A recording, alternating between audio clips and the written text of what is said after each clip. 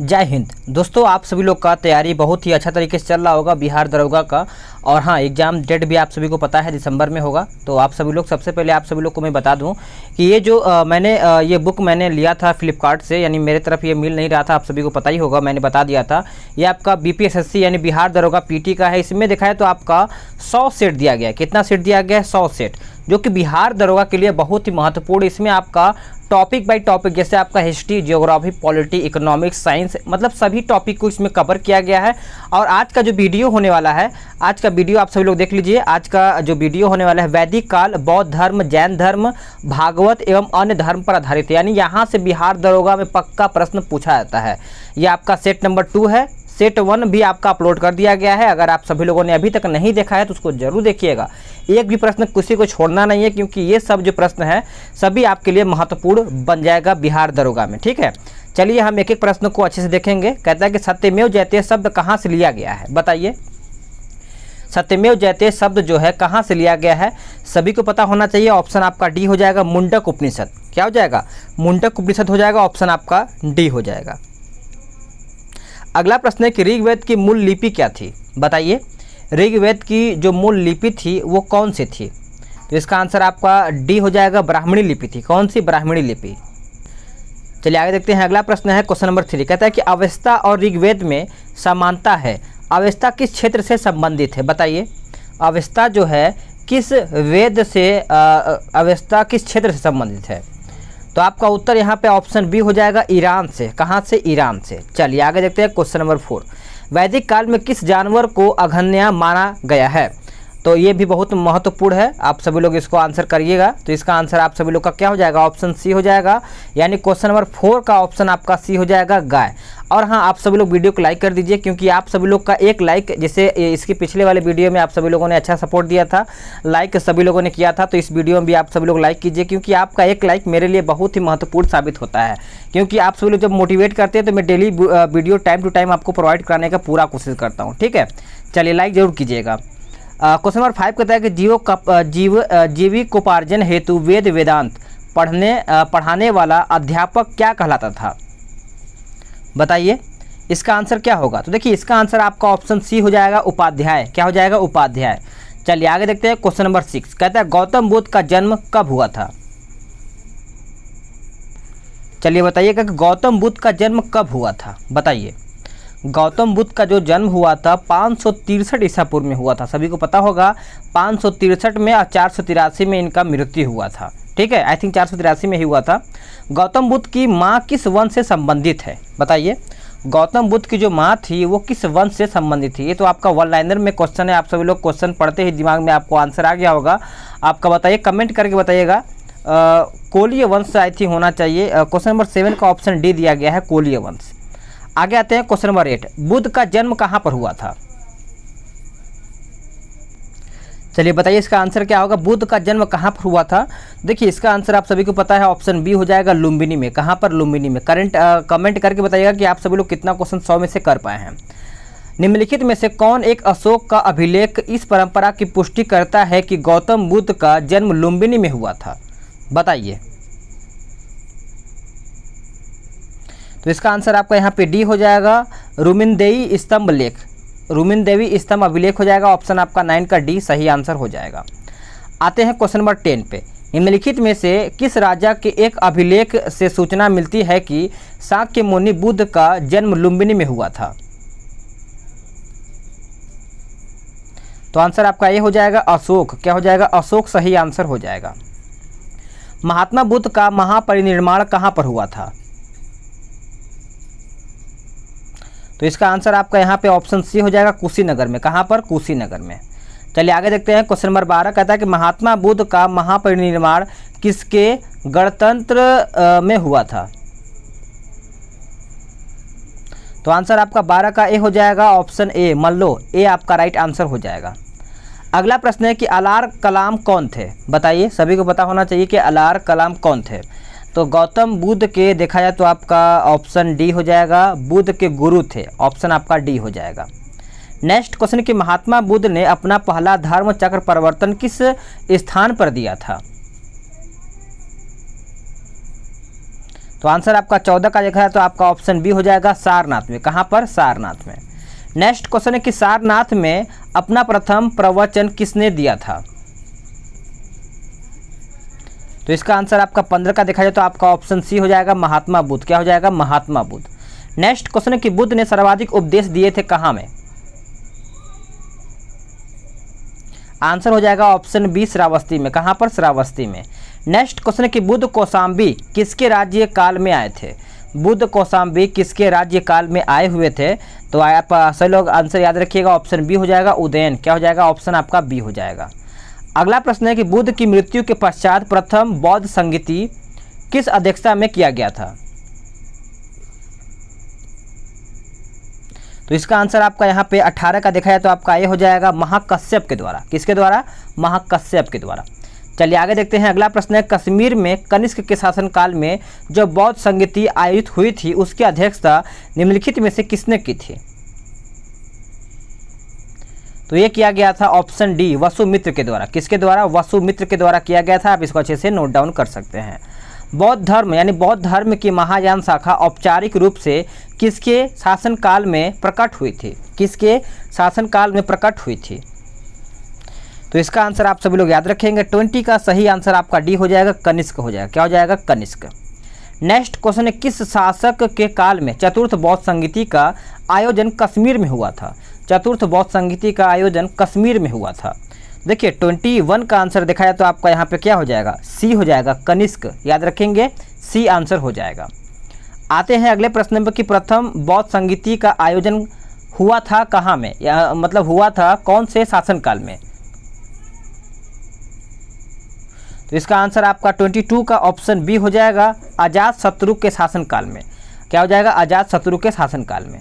चलिए आगे देखते हैं। अगला प्रश्न है, कहता है कि निम्नलिखित में से किस नगर में प्रथम बौद्ध सभा आयोजित की गई थी? प्रथम बौद्ध सभा जो है वो आयोजित किया गया था। तो इसका आंसर आप सभी लोग याद रखेंगे, ऑप्शन आपका सी हो जाएगा राजगीर में। कहाँ पर? राजगीर में। नेक्स्ट क्वेश्चन है कि निम्न में से किस शासक ने द्वितीय बौद्ध सभा का आयोजन किया था? द्वितीय बौद्ध सभा का आयोजन किया था। तो इसका आंसर आप सभी लोग बताइए क्या होगा? तो इसका आंसर आपका बी हो जाएगा कालाशोक। क्या हो जाएगा? कालाशोक आपका सही आंसर हो जाएगा। नेक्स्ट क्वेश्चन है कि भारतीय कला में बुद्ध के जीवन की किस घटना का चित्रण मृग सहित चक्र द्वारा हुआ है? मृग सहित चक्र द्वारा हुआ है। तो आंसर आपका प्रथम उपदेश हो जाएगा। ऑप्शन आपका सी हो जाएगा। अगला प्रश्न है कि बोध गया में महाबोधि मंदिर बनाया गया है जहां पर देखा जाए तो आपका उत्तर बी हो जाएगा गौतम बुद्ध को ज्ञान प्राप्त हुआ था वहां पर, यानी देखा जाए तो आपका बी सही आंसर हो जाएगा। नेक्स्ट क्वेश्चन कि बौद्ध धर्म में घोड़ा किसका प्रतीक है? बताइए, बहुत ही महत्वपूर्ण प्रश्न है। बौद्ध धर्म जो है घोड़ा किसका प्रतीक है? तो राइट आंसर आपको पता ही होगा, ऑप्शन सी हो जाएगा घर त्याग से था। ऑप्शन आपका सी हो जाएगा। नेक्स्ट क्वेश्चन है कि निम्नलिखित में से कौन सा बौद्ध पवित्र स्थल निरंजना नदी पर स्थित है? तो आपका यहाँ पे 28 का सही आंसर आपका बोध गया हो जाएगा। ऑप्शन आपका यहाँ पे ए राइट आंसर हो जाएगा। नेक्स्ट क्वेश्चन है कि बुद्ध के उपदेश किससे संबंधित हैं? तो बुद्ध के जो उपदेश हैं वो आप सभी लोग याद रखेंगे। ऑप्शन आपका डी हो जाएगा आचरण की शुद्धता व पवित्रता, यानी ऑप्शन आपका यहाँ पे 29 का डी हो जाएगा। नेक्स्ट क्वेश्चन है कि निम्नलिखित में से कौन बुद्ध के जीवन काल में ही संघ प्रमुख होना चाहता था? आंसर हो जाएगा ऑप्शन ए देवदत्त। याद रखेंगे, आंसर आपका यहाँ पे ए सही आंसर हो जाएगा। नेक्स्ट क्वेश्चन है कि अष्टांग मार्ग की संकल्पना अंग है किसका? तो ये आपका है ऑप्शन डी धर्मचक्र परिवर्तन सूत्र की विषय वस्तु का, यानी ऑप्शन आपका यहाँ पे डी हो जाएगा। नेक्स्ट क्वेश्चन है कि बौद्ध संघ में भिक्षुणी के रूप में स्त्रियों के प्रवेश की अनुमति बुद्ध द्वारा दी गई थी, कहाँ में? तो ये दिया गया था, आप सभी लोग अच्छे से याद कर लेंगे इसको, बी हो जाएगा वैशाली में। कहाँ पर? वैशाली में। नेक्स्ट क्वेश्चन है कि त्रिपिटक जो आपका था वो क्या है? त्रिपिटक, तो आप सभी लोग याद रखेंगे 33 का सही आंसर आपका यहाँ पे डी हो जाएगा बुद्ध के उपदेशों का संग्रह था। ऑप्शन आपका यहाँ पे डी हो जाएगा। चलिए आगे देखते हैं। अगला प्रश्न है कि त्रिपिटक ग्रंथ किस धर्म से संबंधित है? ये आपका दिए महत्वपूर्ण बन जाता है। त्रिपिटक अगर ग्रंथ धर्म भी पूछे तो आप सभी लोग आंसर क्या करेंगे? ऑप्शन डी ही बी ही करेंगे, यानी बौद्ध धर्म। क्या करेंगे? बौद्ध धर्म। अगला प्रश्न है 35, निम्नलिखित में से किस बौद्ध ग्रंथ में संघ जीवन के नियम प्राप्त होते हैं? संघ जीवन के नियम प्राप्त होते हैं। तो आंसर आपका ऑप्शन बी हो जाएगा विनय पिटक। क्या हो जाएगा? विनय पिटक। नेक्स्ट क्वेश्चन है कि विश्व का सबसे ऊंचा कहा जाने वाला विश्व शांति स्तूप बिहार में कहाँ पर है? तो इसका आंसर आपका 36 का देखा है तो आपका ऑप्शन सी हो जाएगा राजगीर में। कहाँ पर? राजगीर में। नेक्स्ट क्वेश्चन है कि बुद्ध की 80 फुट बड़ी प्रतिमा जो बोध गया में है निर्मित की गई है किसके द्वारा? तो आंसर आपका यहाँ पे ऑप्शन ए हो जाएगा जापानियों के द्वारा। किसके द्वारा? जापानियों के द्वारा। नेक्स्ट क्वेश्चन है कि वह स्तूप स्थल जिसका संबंध भगवान बुद्ध के जीवन की किसी घटना से नहीं रहा वह कौन सा है? तो 38 का ऑप्शन आप सभी लोग याद रखिएगा, ऑप्शन बी हो जाएगा सांची। क्या हो जाएगा? सांची। नेक्स्ट क्वेश्चन कि संसार अस्थिर और क्षणिक है का निम्न में से किससे संबंध है? तो आंसर आपका यहाँ पे ए हो जाएगा बौद्ध धर्म से। कैसे? बौद्ध धर्म। अगला प्रश्न है क्वेश्चन नंबर 40, निम्नलिखित में से किसे एशिया के ज्योति पुंज के तौर पर जाना जाता है, यानी लाइट ऑफ एशिया के नाम से किसे जाना जाता है? ये डायरेक्टली प्रश्न पूछा जाता है। तो इसका आंसर आप सभी लोग पता ही होगा, गौतम बुद्ध को एशिया यानी लाइट ऑफ एशिया के नाम से इनको जाना जाता है। नेक्स्ट क्वेश्चन है क्वेश्चन नंबर 41, कहता है कि बौद्ध धर्म के महायान और हीनयान संप्रदायों में सर्वाधिक मौलिक अंतर निम्नलिखित में से कौन सा था? आंसर हो जाएगा ऑप्शन सी देवी देवताओं की पूजा। ऑप्शन आपका 41 का सी सही आंसर हो जाएगा। नेक्स्ट क्वेश्चन है कि गौतम बुद्ध को एक देवता का स्थान किस राजा के युग में प्राप्त हुआ है? आंसर याद रखेंगे, ऑप्शन बी हो जाएगा कनिष्क। क्या हो जाएगा? कनिष्क सही आंसर हो जाएगा। नेक्स्ट क्वेश्चन है कि भारत में पहले जिस मानव प्रतिमाओं को पूजा गया वह कौन सा था? तो इसका आंसर आप सभी लोग याद रखेंगे, ऑप्शन आपका सी हो जाएगा बुद्ध। देखिए बुद्ध से संबंधित जो प्रश्न आपका पूछा जाता है सभी प्रश्न आपका इसमें दिया गया है और जिस तरीके से पूछा जाता है ये भी आपका तरीका दिया गया है। तो कंफ्यूज नहीं होना है, टॉपिक को क्लियर करना है, तभी आपको कॉन्फिडेंस आएगा कि हाँ ये टॉपिक क्लियर है, तो अगर यहाँ से कोई भी प्रश्न बनता है तो मैं इसको अच्छे से सॉल्व या फिर सही कर पाऊंगा। ठीक है। देश में निम्न में से किसने मूर्ति पूजा की नींव रखी थी? तो 44 का सही आंसर आपका यहाँ पे ऑप्शन बी हो जाएगा बौद्ध धर्म ने मूर्ति पूजा की नींव रखी थी। कन्फ्यूजन लग रहा है हमको यहाँ पर। आगे देखते हैं 45, कमेंट करना जरूर भूलिएगा, ना भूलिएगा 44 का क्या होगा? गांधार शैली की मूर्ति पूजा में बुद्ध के सारनाथ में हुए प्रथम धर्मोपदेश से संबंध प्रवचन मुद्रा का नाम है क्या? बताइए। तो इसका आंसर आपका ऑप्शन सी हो जाएगा धर्मचक्र। क्या हो जाएगा? धर्मचक्र। आगे आते हैं, अगला प्रश्न है कि बुद्ध की खड़ी प्रतिमा निम्न में से किस काल में बनाई गई थी? बताइए। बुद्ध की खड़ी प्रतिमा पूछा गया है तो इसका आंसर आपका 46 का देखा जाए तो आपका यहाँ पे बी हो जाएगा कुषाण काल में। कौन से काल में? कुषाण काल में। अगला प्रश्न है कि भूमि स्पर्श मुद्रा की सारनाथ बुद्ध मूर्ति संबंधित है किससे? तो 47 का सही आंसर आपका यहाँ पे क्या हो जाएगा? तो डी हो जाएगा गुप्त काल में। कहाँ पर? गुप्त काल से। नेक्स्ट क्वेश्चन कि महायान बौद्ध धर्म में बोधिसत्व अवलोकितेश्वर को और किस नाम से जानते हैं? अवलोकितेश्वर। तो इसका आंसर आपका सी हो जाएगा पद्मनी। क्या हो जाएगा? पद्मानी। पद्मपाणी लिखा है, पद्मपाणी याद रखिएगा, पद्मपाणी लिखा है। अगला प्रश्न है कि प्रथम शताब्दी ईस्वी में किस भारतीय बौद्ध भिक्षु को चीन भेजा गया था? तो इसका आंसर आपका डी हो जाएगा नागा अर्जुन। क्या हो जाएगा? नागा अर्जुन। नेक्स्ट क्वेश्चन कि शून्यता के सिद्धांत का सर्वप्रथम प्रतिपादन करने वाले बौद्ध दार्शनिक का नाम क्या है? तो इसका आंसर आपका ऑप्शन ए हो जाएगा नागा अर्जुन। याद रखिएगा नागा अर्जुन। नेक्स्ट क्वेश्चन कि नागा अर्जुन किस बौद्ध संप्रदाय के थे? तो इसका आंसर आपका यहाँ पे सी हो जाएगा माध्यमिक। क्या हो जाएगा? माध्यमिक। याद रखिएगा। नेक्स्ट क्वेश्चन कि बौद्ध शिक्षा का केंद्र क्या है? बताइए। बौद्ध शिक्षा का केंद्र है कहाँ पर? तो इसका आंसर आपका 52 का ए हो जाएगा विक्रमशिला। क्या हो जाएगा? विक्रमशिला। चलिए आगे देखते हैं। अगला प्रश्न है कि नालंदा विश्वविद्यालय के संस्थापक का युग कौन सा था? तो आप सभी को पता ही होगा, आंसर आप सभी लोगों ने कर ही दिया होगा। ऑप्शन आपका सी हो जाएगा गुप्त। क्या हो जाएगा? गुप्त सही आंसर हो जाएगा। नेक्स्ट प्रश्न है कि नालंदा विश्वविद्यालय किस लिए विश्व प्रसिद्ध था? तो सभी को पता है नालंदा विश्वविद्यालय जो था आपका उत्तर सी हो जाएगा बौद्ध धर्म दर्शन। ऑप्शन के हिसाब से आपका यहाँ पे सी उत्तर हो जाएगा। नेक्स्ट क्वेश्चन है कि नव नालंदा महाविहार किसके लिए विख्यात है? बताइएगा। 55 का सही आंसर क्या होगा? तो 55 का सही आंसर आपका पाली अनुसंधान संस्थान हो जाएगा। ऑप्शन आपका यहाँ पे सी सही आंसर हो जाएगा। अगला प्रश्न है कि निम्नलिखित में से कौन सी बात बौद्ध धर्म तथा जैन धर्म में समान नहीं है। तो इसका आंसर आपका यहाँ पे सी हो जाएगा, आत्मदमन। क्या हो जाएगा? आत्मदमन। आगे आते हैं, अगला प्रश्न देखते हैं, क्वेश्चन नंबर 57 देखते हैं। कहता है कि बौद्ध तथा जैन दोनों ही धर्म विश्वास करते हैं कि कर्म तथा पुनर्जन्म के सिद्धांत सही हैं।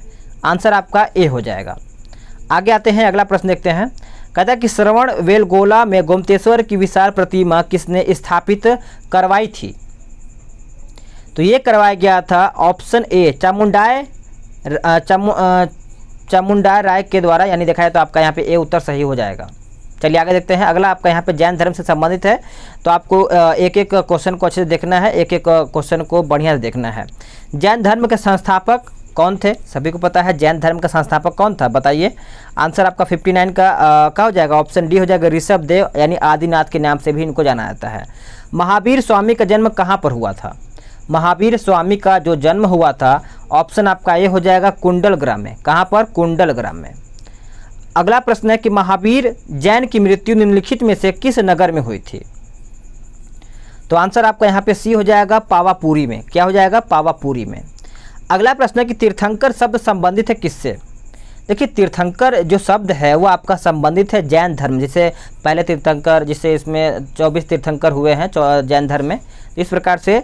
तो जैन तीर्थंकरों के क्रम में अंतिम कौन था? तो अंतिम सभी को पता है, कौन था बताइए। तो आंसर आपका यहाँ पे 63 का सी हो जाएगा, महावीर स्वामी, जो कि 24वें नंबर के थे। अगला प्रश्न है कि निम्नलिखित में से कौन एक जैन तीर्थंकर नहीं था। अब ऑप्शन देखिए, फिर आंसर कीजिए। तो 64 का आप सभी लोग आंसर याद रखेंगे, नाथ मुनि। नाथ मुनि आपका इसमें ऑप्शन गलत हो जाता है। जैन धर्म में पूर्णतः ज्ञान, यानी पूर्ण ज्ञान के लिए क्या शब्द है? पूर्ण ज्ञान के लिए। तो 65 का आंसर आपका दिखाया तो आपका ऑप्शन सी हो जाएगा, केवल्य। क्या हो जाएगा? केवल्य। अगला प्रश्न है कि त्रिरत्न सिद्धांत, सम्यक धारण, सम्यक चरित्र एवं सम्यक ज्ञान जिस धर्म की महिमा है वो आपका कौन सा है। तो अभी मैंने जिस टॉपिक को पढ़ा रहा है उस टॉपिक का नाम सभी को पता ही होगा। उस टॉपिक का नाम क्या है बताइए। आपका आंसर क्या हो जाएगा? ऑप्शन सी हो जाएगा, जैन धर्म। चलिए आगे देखते हैं। अगला प्रश्न है कि अनुव्रत सिद्धांत का प्रतिपादन किया था किसने। तो ये प्रतिपादन किया गया था जैन धर्मों ने, यानी जैन धर्म ने किया था। ऑप्शन आपका सी हो जाएगा। अगला प्रश्न है कि स्यादवाद सिद्धांत है किसका। स्यादवाद सिद्धांत जो है ये किसका है बताइए। तो इसका आंसर आपका सी हो जाएगा, ऑप्शन, यानी जैन धर्म। देखिए क्वेश्चन को पकड़िए किस तरीके से प्रश्न आपका बनता है, ठीक है। अगला प्रश्न है कि अनेकतावाद निम्नलिखित में से किसका क्रोड सिद्धांत एवं दर्शन है। तो 69 का सही आंसर आपका यहाँ पे बी हो जाएगा, जैन मत। क्या हो जाएगा? जैन मत। नेक्स्ट क्वेश्चन है क्वेश्चन नंबर 70।